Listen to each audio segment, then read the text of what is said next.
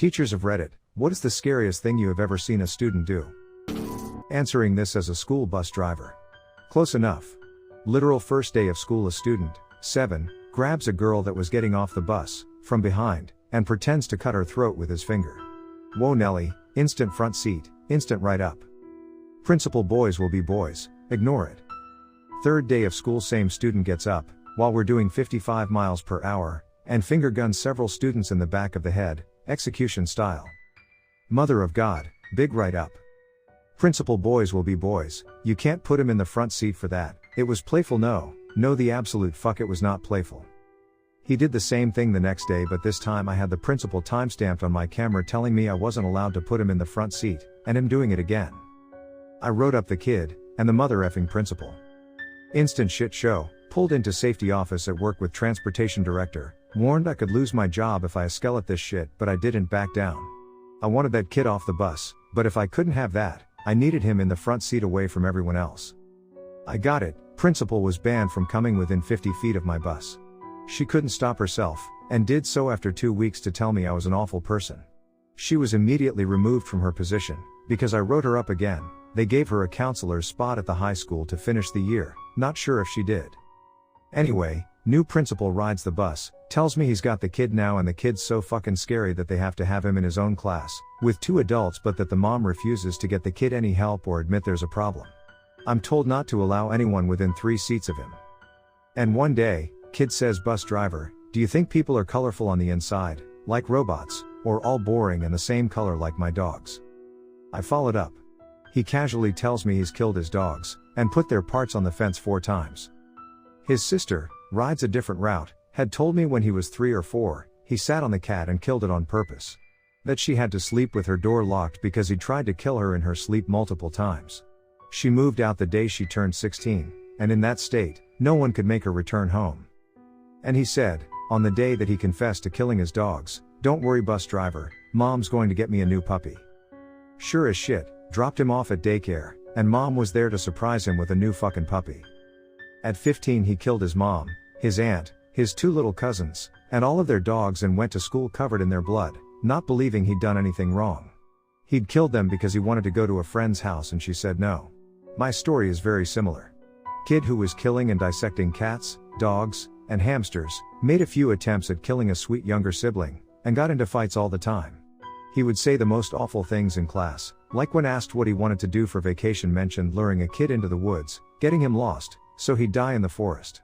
He was gleeful about it, like, he genuinely thought this would be fun. He left my grade, and then I had one of the younger siblings, who was always coming in exhausted and scarred, bruised, etc. because his sibling would hurt him. We were told the most awful stories, throwing bunnies in a pillowcase and hitting the wall until the pillowcase was red, pulling whiskers off a cat and then suffocating it, drowning a neighbor's puppy in oil, just horrible stuff. His mom would stay after hours just sobbing, talking about the ways she'd tried to get him help, and how there just weren't resources available. Insurance/the state wouldn't sign off on sending him to a treatment facility because he had not succeeded in permanently maiming or killing anyone, yet. We reported it, but we kept hitting the same wall. The parents took every sharp thing, every weapon, out of their house. They were hyper-vigilant because if he got so much as a pin, he'd use it on someone or some animal. They tried a short-term hold, but it made things worse. He just learned tricks to hurt and get things that he wouldn't have, otherwise. His dad worked out of town to try and afford therapy and interventions, so was gone a lot, so a lot of the kid's rage at being controlled fell on the mom/siblings, which is likely why one day he managed to get a hold of a gun from a relative's house, and then hide it, and wait for his mom/siblings to pull into the garage. He then killed them, and tried to blame an intruder, but the evidence was pretty clear-cut that he'd done it. The way I heard it, the first thing, before the police had put it together yet, that the dad said when he got a call from the cops was to ask if his son had killed his family. He just knew. And, yeah, he was right. The dad and mom both worked so hard to try and find some resource, some help, and there just wasn't anywhere along the way. It was such a chilling domino of failures to watch happen in real time, and so completely heartbreaking. They were good parents. They did everything they possibly could have done. Everyone knew it was just a matter of time, with him. This was a boy who was 4 to 5. I would help my mom, who was the actual teacher. This kid would constantly cry. All the time, no matter what we did. I would always sit with him and color, talk, just anything to try to help him feel better. He would always make sad pictures of himself crying and a monster. He said no one believed the monster was bad. I told him we all have monsters sometimes, but we have to be brave because once we face the monster, sometimes they go away. I ended up telling his mom about this monster and she wasn't sure what it could be. Long story short, the monster ended up being his dad. He cried all the time because the dad was inappropriately abusing him. I hate saying it any other way. Every day he was home. But the mom actually walked in on it when she got off early from work one day. She tried to shoot the dad, he ended up in jail. She told me she put the kid in therapy. I've not seen him since, but that has stuck with me. I thought it was just a creepy thing he thought about. The monster. Make believe or something. But no, his monster was real. Very similar with my cousin and her daughter. She and the father were divorced, and as far as anyone can tell, the sexual abuse started after, when he would have his visitation with no one else around, except the other two kids, who wouldn't be in the room, and as far as the therapists can tell were thankfully not also abused and unaware it was happening. My cousin suspected her daughter had autism due to her behavior and was in the process of trying to get a diagnosis, not specifically of autism. She didn't think she'd know better than doctors, but obviously something was wrong and she was doing her best to get it figured out. She found out the truth when the cops knocked on her door. They showed her censored pictures of the abuse and asked her to confirm if it was her 3-year-old daughter. Then informed her that if he came to the house, it was a day he was supposed to pick them up, not to give the children to him. She looked the cop in the eyes and said, "You better not let him get to my door. If he comes here, I'll kill him." They assured her that wouldn't happen. They were just telling her as a precaution just in case. It's a sad case. The oldest knows. It made the news and her mom had to explain everything to her before she found out that way. She blames herself for not protecting her little sister. She's obviously been told it's not her fault. The middle child is 5. He just knows that daddy did something really bad to your sister and that's why you can't see him anymore. He doesn't really understand and misses his dad. The youngest, the one who was being abused, is actually doing the best in a way. She's smiling more, not crying all the time. She talks up a storm now. She was nearly mute previously, hence why autism was suspected. They're all in therapy, but it's not an easy road. He didn't really do anything that's scary while he was with me, but he did bloody scare me after he was gone. I had just become the class teacher of 39th graders in the middle of the school year and had to tell a student that he was expelled because he had only shown up to class 3 times in 6 months. We had a nice chat before that. I had told him I felt I was missing the bigger picture here as I was new to that class, but that I still felt bad because he didn't seem to be the kind of guy who just skipped classes because he didn't feel like leaving his bed. He was very polite, thanked me for being gentle, shook my hand, turned around and clocked another student, breaking his nose, ran out of the room and pepper sprayed the door area to cover his retreat. So that was awkward. Days later I finally had time to go through the administrative files of my new students. His file was full of drawings. He liked to draw in class when he still came. He drew mainly AK-47s, he was born in Russia, we were in Western Europe. Around the AK-47s, love poems to the AK-47 in Russian, scenes of, well, AK-47s in action, and lists of fellow students. My predecessors had confiscated these drawings and his hit lists and put them away in a file that most people wouldn't even touch because it's mainly for documentation of things you already know when you are their teacher. Nobody had told me that there might be a fucking problem waiting for me. Nobody had told the social worker of the school, probably because he didn't disrupt classes. Also, nobody had told me that the other student and his pals had bullied him relentlessly for a year before he decided to stay away from school. I guess I wasn't told that because no teacher knew, as they hadn't fucking cared to find out why he was spending recess alone, sitting for himself with a 1,000-yard stare. I learned that when the other students had warmed up to me and started telling me things like this. I was teaching grade 4 and had announced my pregnancy to the class when I was about 4 months. Everyone was so excited. One little guy, however, made it his mission to try and hurt my baby. On several occasions he kicked a soccer ball at my bump, would try and trip me, and one time even said, "Let's meet this baby," while opening and closing scissors. There was some other contributing factors, but I ended up taking leave early due to anxiety over this. So weird. When I returned the next year he had moved to a different school. Might not be the same thing, but my ex had epilepsy and used to have what are called silent seizures. It's basically like the brain activity of having a seizure without the actual physical responses. Results in them just staring blankly for a period before passing out. Apparently when she was younger she would be out for hours, in extreme cases, days, in which she would be completely unresponsive to anything. When I was in 2nd grade another student named Jerry pulled scissors out and threatened to stab our teacher. The class didn't even understand what was happening. Jerry was screaming and we all thought it was a fun joke. After we evacuated to the playground, Jerry was taken away and we never saw him again. I hope Jerry is better now.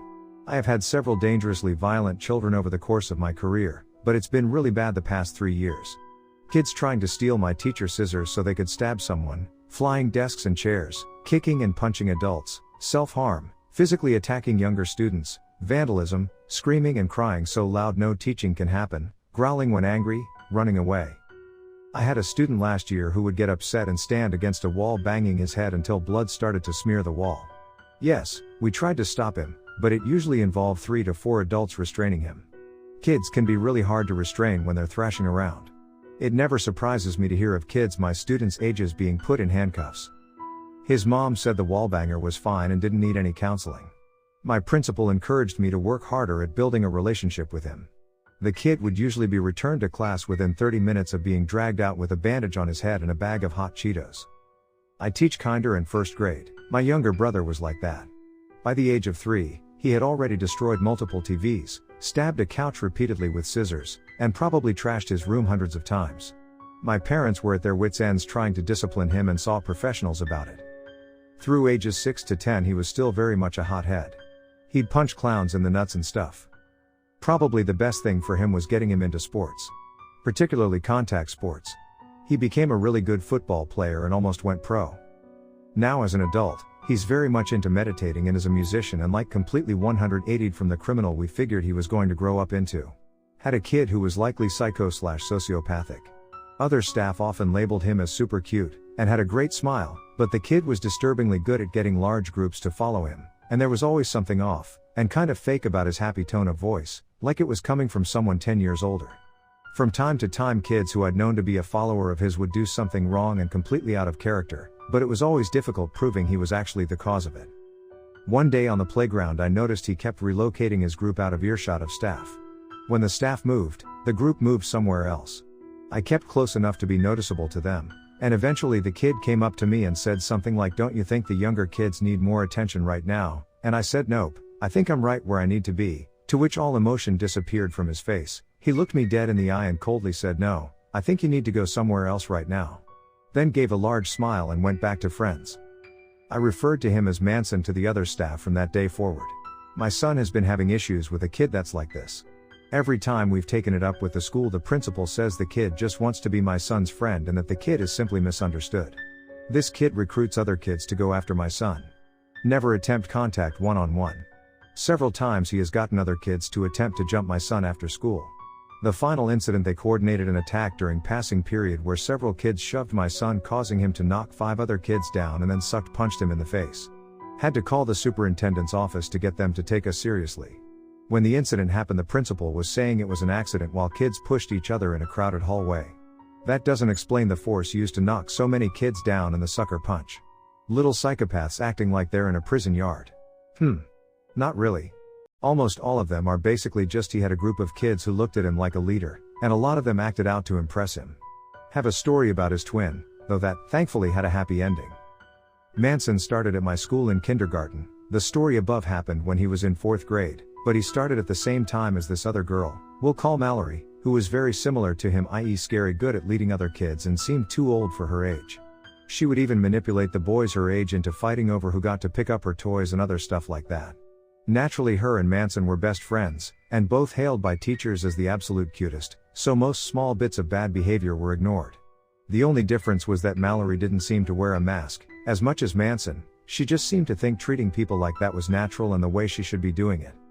We went through the school year following those same pattern of behaviors until about January or February. All of her friends by that point consisted of the group of boys she controlled, since most of the other girls thought she was bossy, and stayed well clear of her my way or the highway attitude. One day, like a flip of a switch, the boys realized that it was a one-way friendship with her. They didn't like being treated that way, and all told her basically to piss off to form their own group where they actually played and had fun. Now, I always tried really hard to not let my emotions affect how I treat my students, but I did not like this girl because of how she treated people. With that said, I started to see her by herself more and more, and once I realized her friends weren't coming back for good this time, I started to sit and talk with her. Due to her seeming more mature than most of her classmates, I didn't beat around the bush when it came to discussing exactly why her friends left her, and why people don't like being treated like that. We started working together and practicing the right way to treat people and make friends, and I got to watch as she went from a student I couldn't stand to one of the nicest and most caring students I ever had. For me, it's not what I see. I have seen your typical high school garbage happen. Fights to the point of unconsciousness, students stating they're going to kill XYZ student, lots of knives, no guns though, etc. It's what you hear from kids. So far I have known 5 sexual assault issues, 2 rapes from a family member, 5 or 6 pregnancy scares and they can't tell mom, 2 or 3 serious suicidal ideation, no food in the house for more than I can remember. These are the things that mess with my mind at night. My classroom is under my control, what happens later is not. To play along though, when a kid overdosed in class was a little alarming. Trying to wake up a teenager while also not trying to curse or hurt him, sternum rub, which could lead to a lawsuit, was not fun. I didn't actually sternum rub him, but I was close to doing it. I had called for the nurse but they were already gone. The admin was taking their time getting there. The other kids were cool about it though. For anyone wondering, he made it out just fine and from what I know at least attempted college. Same. The things kids have told me are scarier than anything I've seen a kid actually do. I had a kid, 4th grade, who had 2 people overdose and die in her bed, within the same semester. Had parents and big brother pick her up drunk multiple times. Called CPS/DHR many times with no result.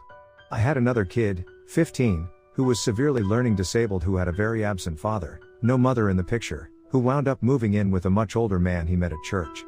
His stories about things that happened in their home were troubling, to say the very least.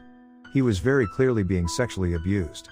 That's another situation I reported multiple times with no result. I had a student who became obsessed with my colleague.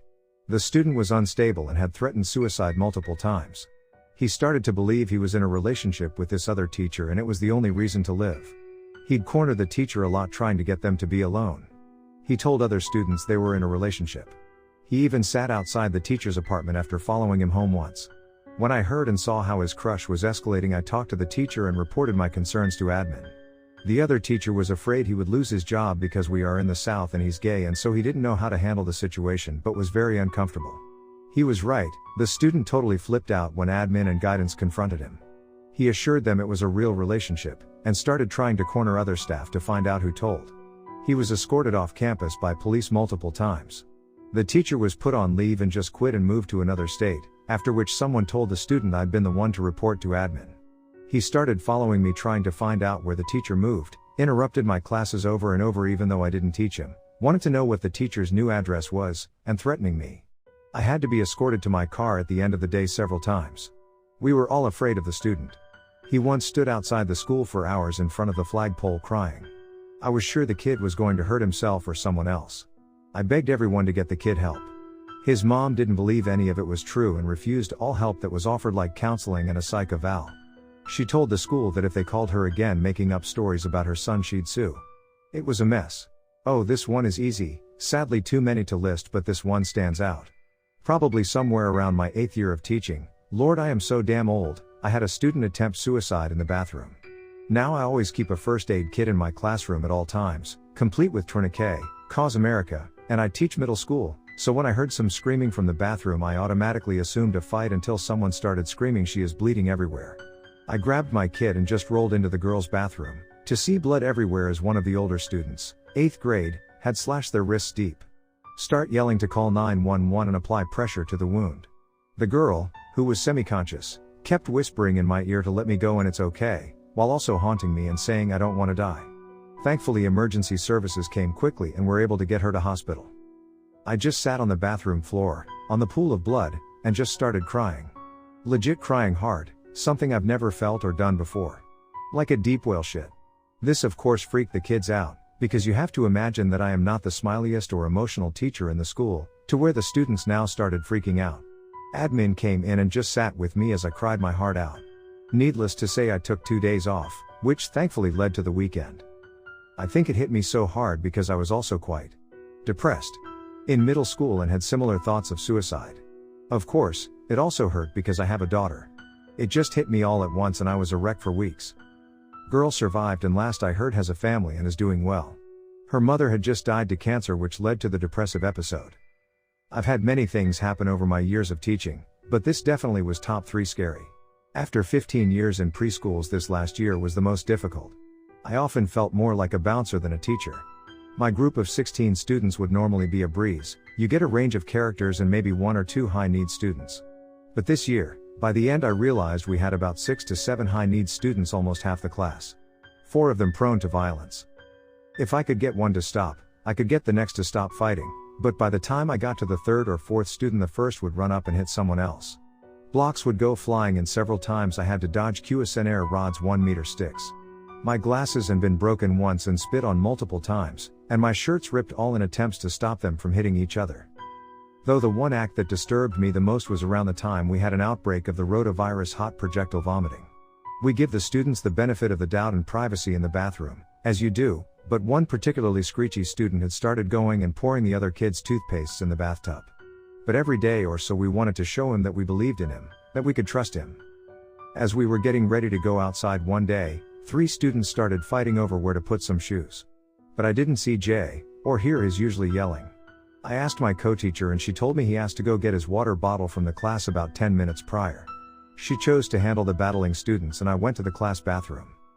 There was Jay grinning his demented grin and laugh next to the toilet, toothbrushes all on the floor, and on in his hand as he brought it into the toilet.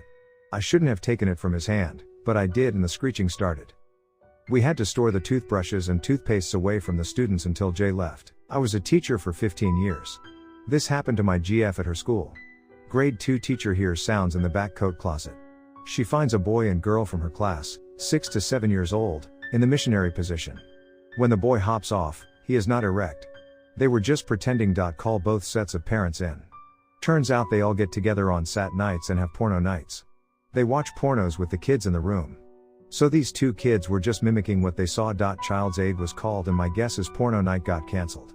I took a geology class my first semester of college and we did a field trip. No mountains in the area, but we did travel through some steep hills and rough terrain. I was an anxious 18-year-old anyway, but I didn't realize my professor would expect students to drive the 2 vans we were all on. We almost plummeted over a cliff on multiple occasions due to rainy weather and a distracted teenager driving. Memorable class. Former environmental science student here. Took a field trip to a local creek to test the water. We were under a street overpass. As we were packing up, a car sped over the bridge and crashed into the barricade, immediately followed by several cop cars.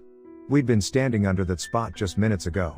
Not the only memorable moment from that class, but certainly the scariest. I used to pick my younger sister up from her school. She was in year 3 back then. That day I came in a bit early and found the students creating chaos and screaming. There was no teacher there. My sister and other students were crying and running out of the classroom. I decided to look into the matter and what I saw shocked me to the core. There was this little girl with a blade in her hand and pointing it at her other arm, threatening others that she would cut herself. Also, the fact that she was laughing the whole time made it much scary. BTW, it was an actual sharp blade. I escorted the students to leave the class and screamed for the teacher. Crazy day. When I was teaching special classes, a 9-year-old did a 180. I adored him in the beginning, he was so sweet. Suddenly started to pull his junk out to show everyone. Wrote sexual things everywhere. Tried to do weird things with other students/teachers, head between breasts, head on junk, squeeze everyone. Swore at everyone, starting throwing everything around. Said he'll find my house and kill me. Now teaching kindergarten and had this one boy run and fall. Immediately blacked out and stopped breathing, went cold. Only woke up a while after, but struggled to speak and his eyes crossed. It scared everyone. The cleaning lady shouted he's dead in front of the other kids. He ended up okay with no issues at all. Early 90s, in middle school, I was a 6th grader and in our band class, with one of my friends being this nicer guy named John. He was in 7th grade in this class, any grade could join, with me. However, there was another guy named Ben who was in this class that was also a 7th grader and he was mean as hell. One day, there was a mandatory 6th grade assembly and the band director had to walk us across campus to the assembly. John confided to me that when you leave I know Ben is going to hurt me. The pain in John's face was indescribable. I didn't know what to do, but my mom was the art teacher at the school and luckily the art room was next to the band room and when our teacher let us out, I made sure I was last in the line. My mom was a cool teacher, but she smartened me up to being a teacher's kid and told me never to tell or report what other kids do as some tattletale. But this I felt was going to be extreme, and luckily she was hanging up a new art display in the hall and I told her what John said to me. She said she understood and promised she'd check in on that class.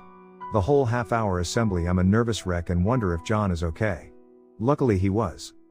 According to my mom, she walked in just to check in on the class and found that Ben had John pressed up against the wall.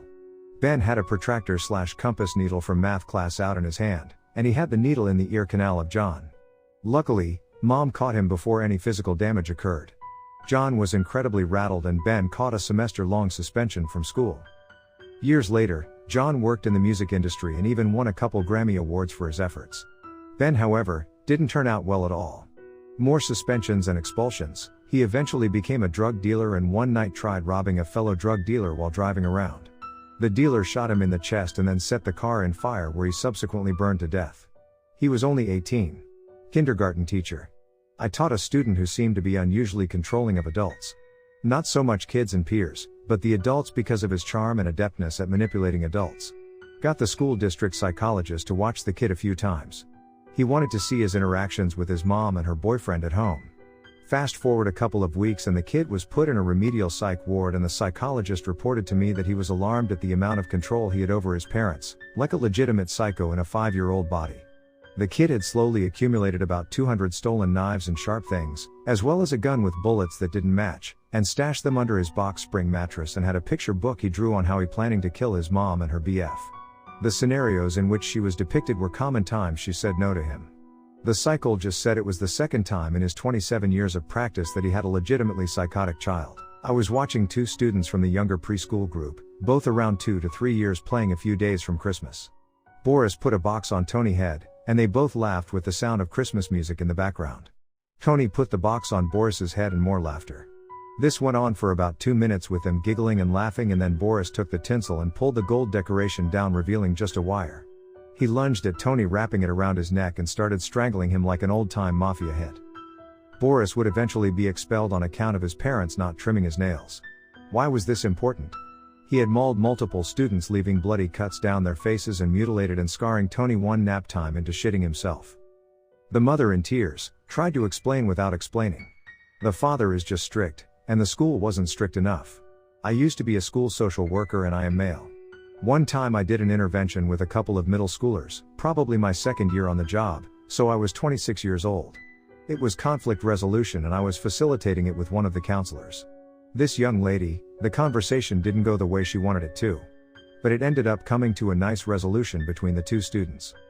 I guess she told her parents, or someone, that I inappropriately touched her. Thank God my facilitator as well as the other students said I never made contact with her or anyone while we were doing the intervention. It got sorted out so quickly, which I was grateful for, that I wasn't put on leave or anything. I believe the student admitted to making it up a bit later as well. Haven't had anything else like that happen in my 8 years working. That one will always stick out to me. I remember a brief moment of feeling an absolute horror. Fairly recently, I had a 15 to 16-year-old boy who was incredibly aggressive and assaultive toward girls. His ex dumped him for cheating and pretty much every time he saw her, he'd call her a bitch, throw things at her, shove her into things, all sorts of shit to discipline her. He failed every single class, he was a horrible student, but we ultimately decided that we couldn't hold him back because he would have been a 16 to 17-year-old 9th grader and we didn't think it was safe for him to be in class with girls who were 2 to 3 years younger than he was. There were a lot of issues with discipline at this school and he never faced any lasting consequences. He should have been expelled for repeatedly assaulting female classmates, but I guess their learning didn't matter as much as his. I am no longer at that school. The kid still is, to the best of my knowledge, not a teacher, former classmates, but almost 30 years later, in a different state and with no ties left to that school, I still remember this as if it just happened. First grade, I was 7 years old. There was this really nice kid named Steven that I should have been nicer to in my own right. He was sweet, funny. He looked a little different, more pale than anyone else, but still a great kid. Then there was Dustin who showed up later into the year. Dustin had something going on because he started off being polite, then a switch flipped and he was a mean prick and for some reason targeted Steven. So one day, we're all having reading time, it's quiet and chill, the switch flips, Dustin gets up, pulls Steven on the floor, sits on his stomach and wraps his hands around Steven's throat. There was no provocation, no trigger or anything. It was just raw angerband hate and that look in Dustin's eyes haunts me. The look on Steven's face as he's gasping to breathe makes my lungs tighten. I left that school and stayed the following school year and I really hope both of them are doing alright. It was show and tell time, a favorite of all the children and they all brought toys, including Melanie who brought a baby with a crying function. As we all sat in the circle, toys behind our backs, Melanie's baby went off, and I asked her to please turn off the baby as we are starting. It stopped making noise, so we continued. One boy brought a cape, and we talked and asked questions. Another girl brought sometime else, but Melanie's baby starting making crying over and over again. Melanie, please, if you keep turning the baby on, you won't be able to share for show and tell. But Mr. Mixed stereotype. She can't. Another student chimed in. When I looked over, she was shaking the doll and punching it in the face. No, Melanie. Don't punch your baby in the face. That's not how we quiet them down. Punch baby face, shouted another student in an angry deadpan. In the end, she did share her doll and we discussed both how to properly help a crying baby. The other student did offer he punch baby face method, but we found better ways, and how all electronic toys need to have off switches for show and tell. Had a girl randomly start crying frantically, so badly she couldn't breathe properly, and this kept going for like 30 minutes. Mother picked her up and she was still struggling to breathe and still crying a little bit, but man, that freaked me the fuck out. Also, one kid whose parents believed everything she said, and she said shit to not have to go to school. Like, first she was bullied by the entire class. She wasn't. Class was genuinely worries about her as she was homesick, a lot. Then I was bullying her, I guess asking her to answer random questions just like every other student counts as bullying when I know she doesn't know as she hasn't opened her book yet.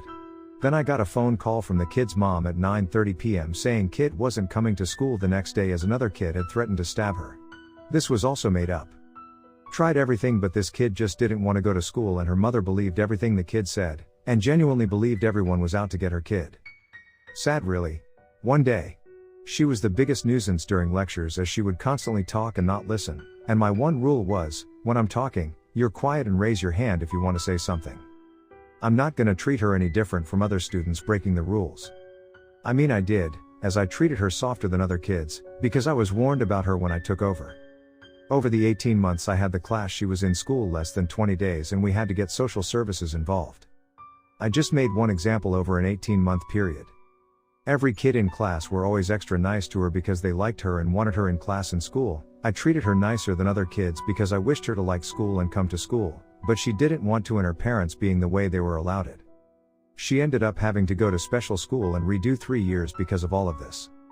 Don't know how that's going, and I worry about her still, so don't take one example and call me a bully and say I don't deserve better pay or anything like that. Because this whole situation ruined teaching for me for 2 full years and changes my attitude towards being a teacher completely, and I quit teaching less than 2 years later. And to clarify even more, the whole asking her a question was during lectures and she was disrupting the class. I would ask students questions all the time to make sure they were listening, and I knew she wasn't listening because she was busy talking to her friends and make them lose focus. I am not a teacher. However, while attending junior high, I was in class with a student who wasn't very liked. He was picked on so badly and I felt sad for him. I started talking to him quite often. One day we were at lunch and he asked me to come into the hall with him. He had something to show me. We went out into the hall and he brought a knife to school. He said because I was so nice to him he was going to cut me up and eat me. Dead face. No joking. I started backing away from him and turned around to run to the office. Once there, I was shaking so hard and crying, nobody understood me. I was finally able to tell them what happened, but he was nowhere on campus. They never found him, and for years I never went out alone. He scared me so badly. I remember his name to this day and still try to Google him to see if I can find his name out there. This happened around 1978-79. I hope he got the help he needed. My mom is a teacher.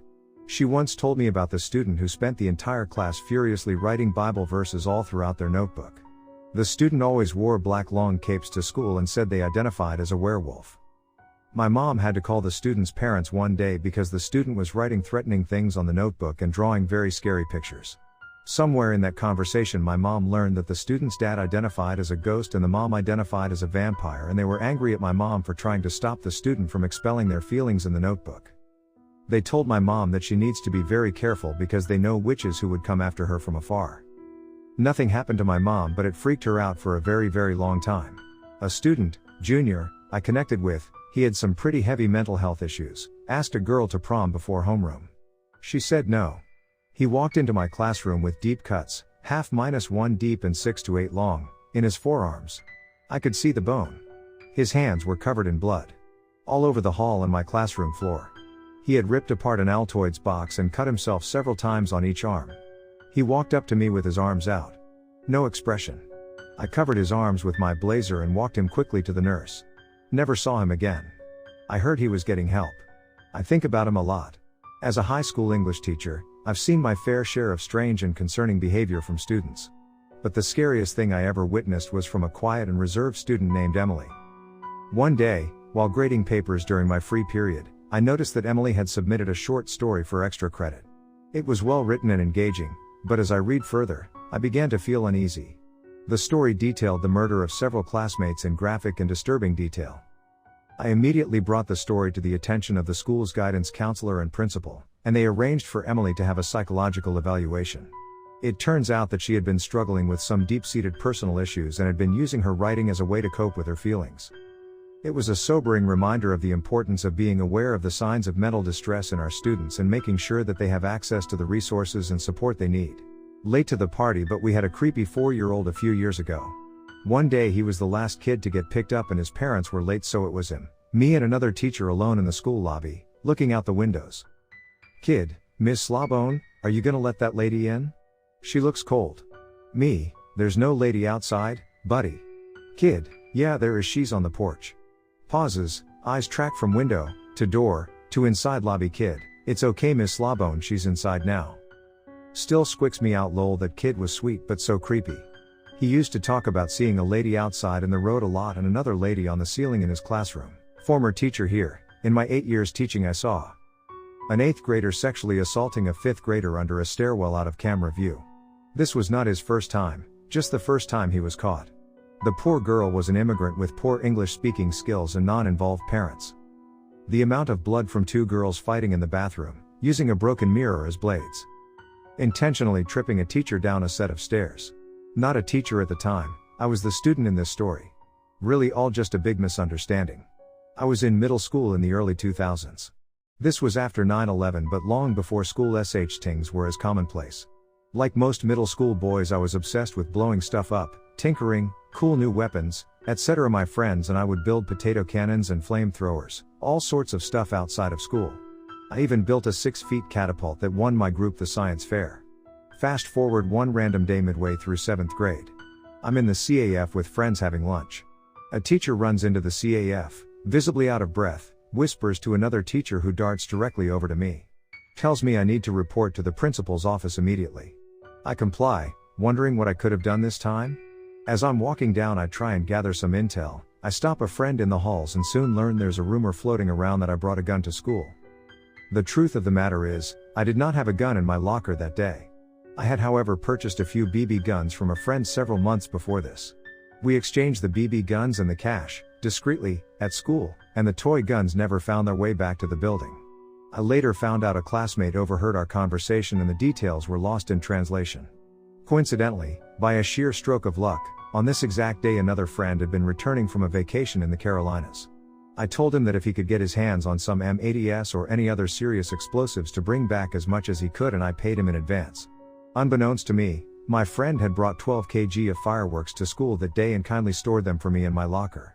I was frequently buying and selling things at school, so my friends and I all knew each other's locker combinations. So when security, being tipped off about a weapon, went to search my locker, they instead found it stuffed to the brim with explosives. Police were involved. It was a mess. I will say this story ends on a happy note because I was ultimately expelled from school, and with nothing to do all day my mom bought me a basketball. I began playing daily and fell in love with the sport, going on to play in college and coach for several years after. Trigger for violence and animal death. Not a teacher, but an ex-student. This happened way back in middle school, so we were pretty young and we didn't really understand the situation until much later. There was this kid in our school, he was adopted when he was grown up, 6 or so he had pretty intense trauma from not only adapting to a new country but also because he was abused before he was put up for adoption. Also, by the time this whole thing started, he knew the language almost perfectly and had integrated.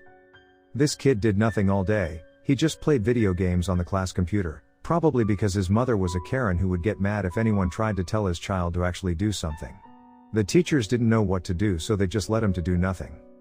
He was pretty calm. He sometimes did stupid things like putting down his pants in the middle of class or hitting the class rabbit, but I mean, there were worse kids, so teachers weren't really wary of him. Until one day, he just snapped. It was terrifying. He started screaming and hitting the teacher while saying insults I didn't know at the time, but I can say they were pretty, really, harsh for a kid. The teacher, scared, called in the principal, who was this elderly super sweet woman but who knew how to put people in their place, but even her strong personality and 3 teachers worth of physical strength were enough to stop the kid. He was hitting and throwing things. At some point the principal got tired of the kid, so she told him to stop acting like a baby. He went absolutely ballistic. He took the rabbit from its cage and in a fit of rage he threw it out a 3-story window. Needless to say the poor rabbit died. I will forever remember the pure terror in the principal's face at how a kid could do this and keep a straight face. He left the school. Never knew what happened to him. Probably got sent to a minor center. I would say poor kiddo, but honestly, I can't bring myself to say it.